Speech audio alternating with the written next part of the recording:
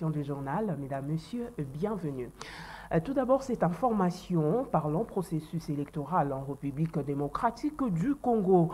Ce samedi 24 décembre 2022 que débute la première phase des opérations d'enrôlement et d'identification des électeurs. La première aire opérationnelle composée de 10 provinces.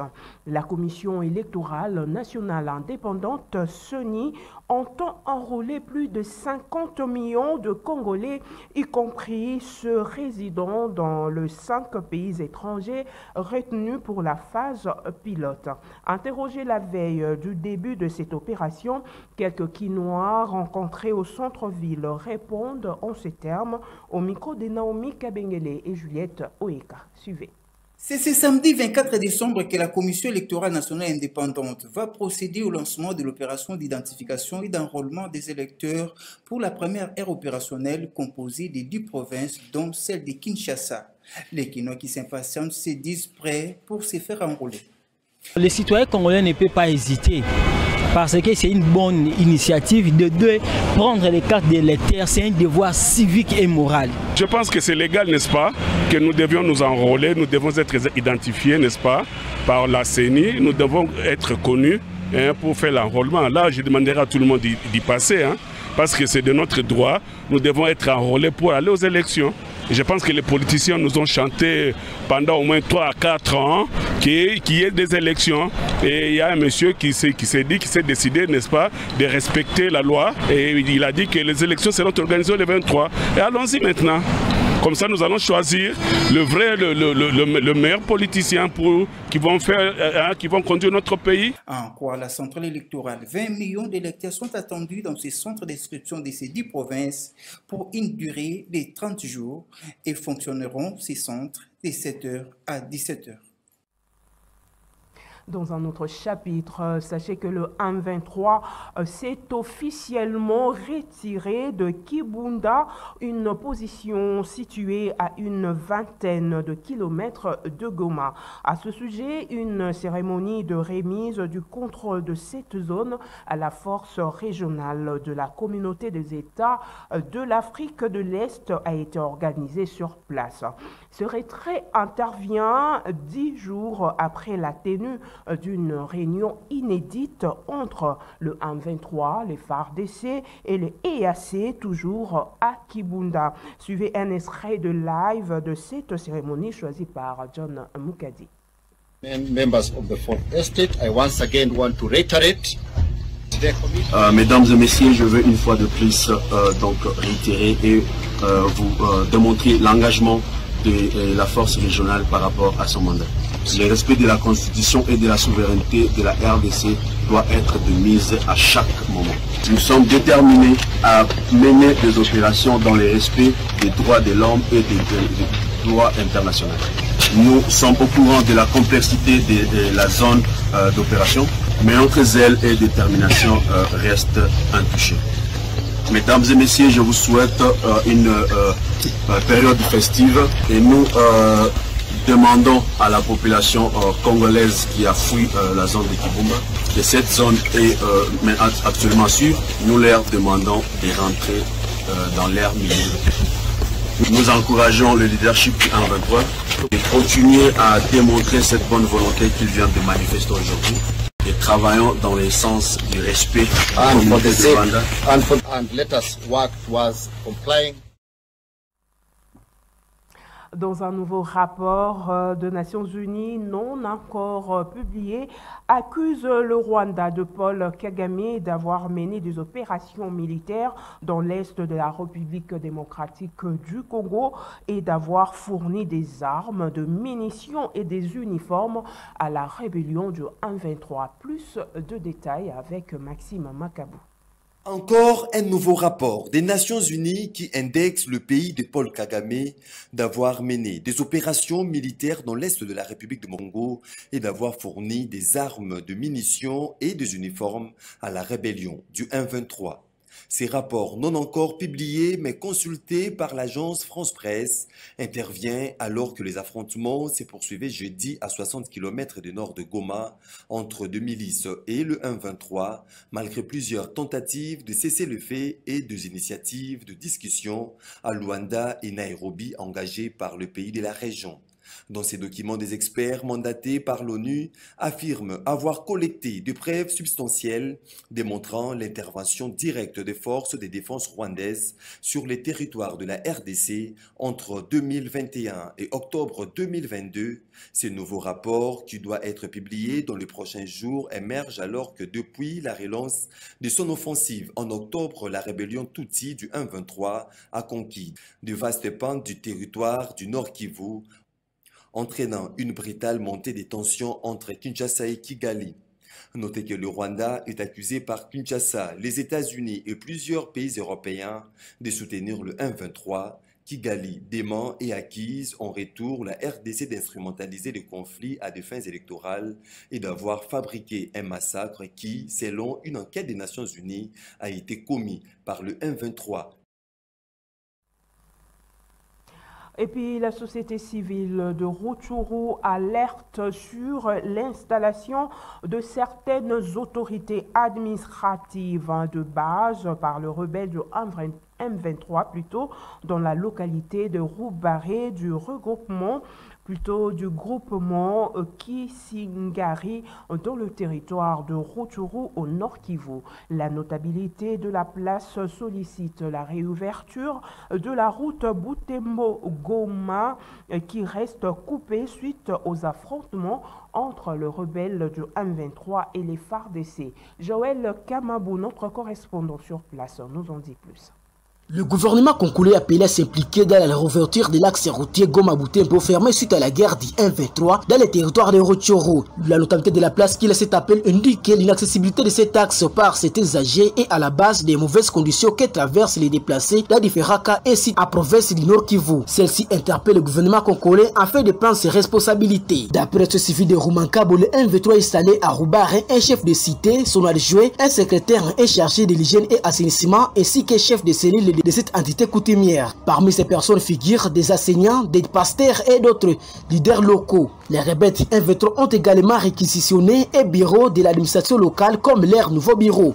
Par la même occasion, ils ont annoncé à la population que chaque habitant devra désormais payer 2000 francs, soit $1 par mois comme frais de la fête. Dans cet village occupé, ces rebelles du M23 désignent une personne qui est chargée des collectes, des taxes et la nourriture et autres dits exigés pour les comptes du M23. Dans les grandes agglomérations, telles que Kiwanja, le M23 a mis en place des comités locaux de paix et développement. Ici de vous rappeler que depuis quelques mois, la route Goma-Butembo a été coupée à partir de Kibumba et Mabenka suite aux affrontements entre les rebelles du M23 et les forces armées de la RDC. Plusieurs passagers ont jugé bon de prendre l'axe Goma-Kanyabayonka, passant par Kitsankan dans le territoire de Massissi où il faut face aussi à l'état de délabrement très effacé de cette route. Et puis les femmes parlementaires du mouvement de libération du Congo en collaboration avec la Ligue de femmes de cette formation politique chère à Jean-Pierre Bemba Gombo ont organisé ce vendredi 24 décembre 2022 une matinée politique. Il était question de restituer à la base leur activité de femmes parlementaires pour l'année 2022. Autre détail avec Edi Kabea, Pauline Mboyo et Georges Libengue. C'est une activité organisée en faveur de femmes parlementaires du mouvement de libération du Congo en vue de restituer à la base les initiatives des femmes de cette formation politique chère à Jean-Pierre Bemba Gombo au niveau de l'Assemblée nationale et du Sénat, surtout dans le cadre de la production législative.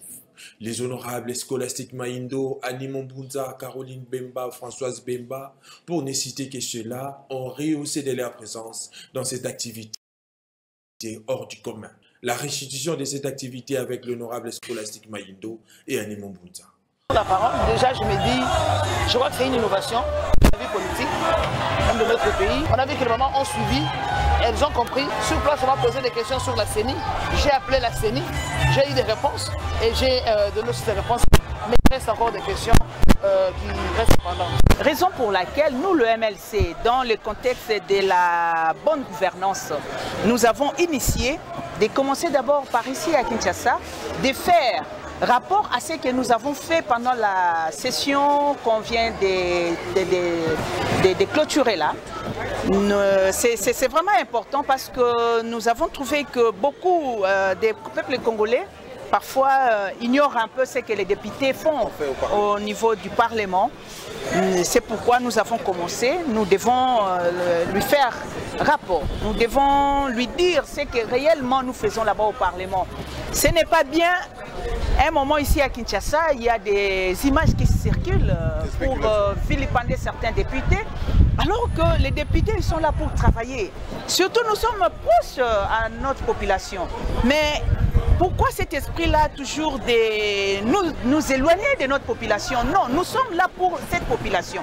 Raison pour laquelle nous, le MLC, nous avons dit désormais, nous devons faire rapport à notre population, que la population sache que voilà, être député national, voilà les travaux. Occasion pour ces dernières d'appeler la population et surtout les partisans du mouvement de libération du Congo de participer massivement à l'enrôlement des électeurs qui débute ce samedi 24 décembre 2022 pour l'organisation des élections prévues en 2023. Si nous voulons être bien représentés, nous voulons que nos voix portent, nous voulons pour nous les MLC, nous voulons que la vision de notre président Jean-Pierre Bemba Gombo, que cette vision soit connue, soit entendue et soit que les gens puissent l'adopter pour que nous puissions avoir un Congo autre que le Congo que nous avons, mais un Congo mieux, un Congo bien organisé. Et tout, comme moi je dis toujours, avec le MLC, le Congo gagne toujours. Pour que nous puissions arriver à ça, il faut que nous puissions aller nous faire enrôler. Donc moi, mon encouragement est que nous puissions absolument saisir l'occasion pendant les 30 jours qui sont répartis pour chaque aire opérationnelle, que les gens puissent aller se faire enrôler. En tout cas, il faut que les femmes aillent massivement se faire enrôler parce que nous constituons une force démographique dans notre pays. Les femmes doivent s'enrôler massivement parce que l'objectif du parti est de gagner les élections, mais à tous les niveaux. Parlons santé à présent. La 6e vague de la Covid-19 apparue en République démocratique du Congo est de faible ampleur. En tout cas, c'est ce qu'a fait savoir le professeur Jean-Jacques Mouyembe, tout en invitant la population à se faire vacciner contre ces virus. Nancy Ileka pour plus de détails. Comparativement aux vagues précédentes, la 6e vague de la Covid-19 apparue en RDC est de faible ampleur. Affirmation du coordonnateur du secrétariat technique de la riposte contre la Covid-19. Néanmoins, le professeur Jean-Jacques Mouyembe insiste sur la vigilance car le virus circule encore. La 6e vague que nous avons en RDC, c'est une vague vraiment de faible ampleur comparativement aux vagues précédentes, surtout la 5e vague, la 4e vague plutôt, qui était causée par Omicron. Donc, en fait, c'est une tendance mondiale. Il y a quelques pics ça et là, mais d'une façon générale, c'est plutôt une tendance à la baisse, une tendance mondiale, n'est-ce pas, à la baisse. Et chez nous, nous avons à peu près 2 à 10 cas par jour. Il y a même des jours où nous avons 0 cas. À travers les pays. Donc, comparativement à ce que nous avions connu, nous pouvons dire que c'est une accalmie. Pour ce virologue congolais, le seul moyen de protection à long terme demeure la vaccination. Moi, je pense que la vaccination devrait même être obligatoire pour les personnes âgées, la vaccination contre la Covid, pour les personnes âgées et les personnes avec comorbidité. Ça, c'est vraiment quelque chose que nous souhaitons. Et puis aussi, nous pensons que la vaccination Covid doit continuer en s'intégrant dans les PEV de routine. Au cours de cette conférence de presse, le professeur Mouyembe a annoncé que le secrétariat technique de la riposte va réduire la fréquence de ses activités au courant de l'année prochaine. Parlons justice. À présent, l'ancien conseiller spécial du chef de l'État, Félix-Antoine Tshisekedi, en charge des affaires stratégiques, Vidier Chimanga, est acquitté par le tribunal de paix de Kinshasa-Gombe dans son arrêt rendu ce vendredi 23 décembre 2022. Les déclinatoires de compétences soulevés par les avocats du prévenu pourraient être la base de cet acquittement. Fistongalé. Poursuivi pour trafic d'influence, corruption et offense au chef de l'État, l'ancien conseiller spécial du chef de l'État, Félix-Antoine Tshisekedi, en matière stratégique, Vidier Chimanga, est acquitté par le tribunal de paix de Kinshasa-Gombe dans son arrêt rendu ce vendredi 23 décembre 2022, ce en dépit des 3 ans de servitude pénale requis par le ministère public lors de l'audience précédente. Vidier Chimanga a été vu dans une vidéo à travers les réseaux sociaux en train de négocier de revenus auprès de prétendus investisseurs tout en leur promettant son implication pour l'obtention du marché. Ces faits se déroulant à l'étranger, les avocats du prévenu ont soulevé les déclinatoires de compétences du tribunal saisi. Les déclinatoires de compétences est une exception soulevée par les parties civiles pour démontrer que le tribunal saisi, dans les cas échéants, le tribunal de paix n'a pas de compétences matérielles, territoriales ou personnelles pour connaître l'affaire. À titre de rappel, Vidier Chimanga a été placé à détention le 21 septembre dernier par le parquet général près la cour d'appel de Kinshasa-Gombe avant de bénéficier d'une liberté provisoire quelques jours seulement après. On parle société à présent. Les prix de biens de première nécessité sont à la hausse dans le différent marché de Kinshasa, capitale de la République démocratique du Congo. Une situation qui déplore non seulement les vendeurs qui indexent le dirigeant, mais aussi les ménagères qui disent éprouver de difficultés pour la survie de leur famille pendant cette période de festivité. Un constat établi par Juliette Oyeka. Le prix de biens de première nécessité ne cesse d'augmenter à Kinshasa, la capitale. Au marché central, par exemple, un saharine de ces francs congolais revient actuellement à 60 000 francs congolais. Une situation qui inquiète certains vendeurs qui attribuent aux dirigeants la surchauffe de prix observée ces derniers jours dans la capitale.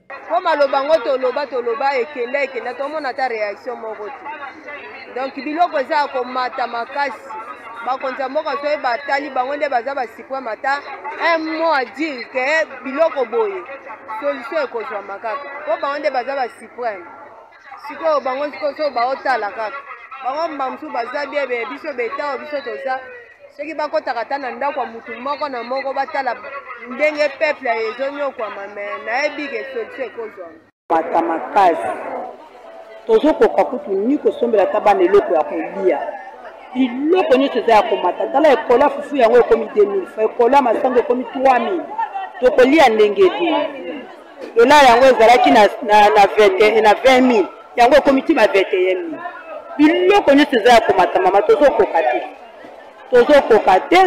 te biloko eza ya komata makasi problème ya période touti koleka nango banda 10e mois mbule bandai kobeta makasi banana Equateur tina mabandundu mbule ezobeta makasi bato bilanga mwe basala musala wana ezate nde fufu ekomi singa na réalité neti emati mais ateke bateki fufu baza na mauvaise volonté yango nde batie fufu cher te. Et face à cette hausse des prix continuelle, les ménagères disent éprouver des difficultés. Noël, une fête qui offre des opportunités d'affaires à Kinshasa. En tout cas, le marché comme les boutiques sont aux couleurs rouge et vert est inondé des articles divers de décoration. Les vendeurs, le tenancier de boutiques affirment que tout se passe bien en cette période. Un reportage de Dorcas Vanni, Naomi Kabengele, Juliette Oyeka. La fête des nativités de la fin Jésus-Christ, dite Noël, est aussi perçue comme une opportunité d'affaires à Kinshasa. Dans les marchés comme dans les boutiques, les divers articles de décoration et autres cadeaux qui accompagnent cette fête ne sont pas cherchés et font l'affaire des vendeurs et des tenanciers de boutiques, comme ici dans la galerie Bellissima dans la commune de la Gombe. Le rouge et vert domine. Tout se passe bien ici, affirme Sabine, la gérante, avec la nouvelle arrivage. En tout cas, là, ce que vous voyez là, on est vraiment dans les stress. Les stress de quoi? Parce qu'on a eu d'abord les problèmes de la route de Bas-Congo qui était cassée, tous nos conteneurs étaient bloqués. Les conteneurs étaient d'abord bloqués, on a débloqué la situation et on est encore dans les cartons. Donc, c'est un peu dommage parce qu'il y a beaucoup de marchandises de Noël qui va rester. Mais sinon, là, on est en train de se battre. En fait, les clients sont là et il y a beaucoup de travail en même temps. Et on sert les clients et on ouvre les cartons, on sert les clients, on ouvre les cartons. Donc, voilà, on est comme ça. Mais là, vraiment, l'impression qu'on a, si vraiment il n'y avait pas le problème de la route, ça allait vraiment être magnifique par rapport à toutes les années. On va pas se plaindre parce que mais seulement on a beaucoup de boulot, donc tout le monde, tous les commandes des gens sont venus en même temps. Parce que là, on a reçu les paniers en même temps, on a reçu les sapins en même temps, on a reçu les décorations en même temps, on a reçu les cadeaux en même temps. Donc on doit se battre pour Noël pour finir à faire les cadeaux de tout le monde. Hier, on a travaillé jusqu'à 22 heures, d'habitude on ferme à 18 heures. Donc aujourd'hui, on ne sait même pas à quelle heure on va sortir. Donc c'est-à-dire que ça va. Du côté des clients, aucun problème à signaler. Ces derniers se procurent aisément les articles aux besoins, tout en restant de cœur avec le compatriote de l'Est du pays en situation difficile, dit ce monsieur. Oui, c'est très bien, un bon service, ça va, on est bien accueillis, le service est rapide, c'est très bien. Moi, je dirais une pensée à tous nos frères de l'Est, qui vraiment souffrent. Beaucoup d'entre eux ne savent pas où dormir, où dorment à la belle étoile, vraiment.